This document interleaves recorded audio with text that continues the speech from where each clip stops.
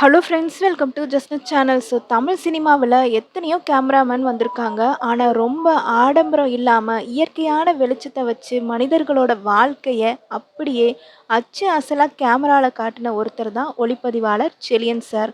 So இன்றைக்கி அவர் நம்மளை விட்டு பிரிஞ்சிட்டாரு அப்படிங்கிற செய்தி மனசுக்கு ரொம்ப கஷ்டமாக இருக்குது. ஸோ இன்றைக்கி வீடியோவில் அவரோட எளிமையான பக்கங்களை சினிமா பயணத்தையும் பற்றி தான் ரொம்ப சுருக்கமாக பார்க்க போகிறோம்.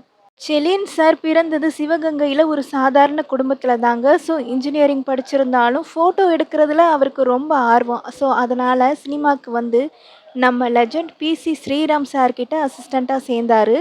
ஆரம்பத்தில் தம்பி அப்படிங்கிற படத்தில் அசிஸ்டன்ட் டைரக்டராக தான் வேலை பார்த்தாருங்க. ஆனால் அந்த படத்தோட கேமராமேன் பாதியிலே நின்னப்போ டைரக்டர் ஸ்ரீராம் சார் இவர்கிட்ட கேமராவை கொடுத்தாரு. அப்படி தான் இவரோட கேமரா பயணம் ஆரம்பித்தது. ஸோ அடுத்ததாக வந்த கல்லூரி படம் இவருக்கு ஒரு பெரிய பிரேக் கொடுத்துச்சுன்னு சொல்லலாங்க. ஸோ பொதுவாக சினிமாவில் நிறைய லைட்ஸ் வச்சு கலர்ஃபுல்லாக காட்டுவாங்க. ஆனால் செலியன் சார் அப்படி பண்ணலை.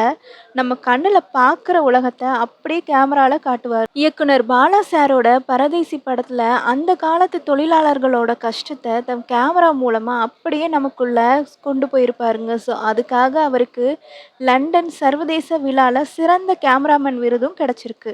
ஸோ அது மட்டும் இல்லாமல் தென்மேற்கு பருவக்காற்று, ஜோக்கர்னு பல சூப்பர் படங்களுக்கு இவர் தாங்க கேமராமேன். இவர் வெறும் கேமராமேன் மட்டும் இல்லைங்க ஃப்ரெண்ட்ஸ். 2017 இவரோட கதை எழுதி டைரக்ட் பண்ண படம் தான் டூலெட். சென்னையில் ஒரு மிடில் கிளாஸ் குடும்பம் வாடகை வீடு தேடுறதுக்கு எவ்வளோ கஷ்டப்படுறாங்க அப்படிங்கிறது தான் அந்த படத்தோட கதை.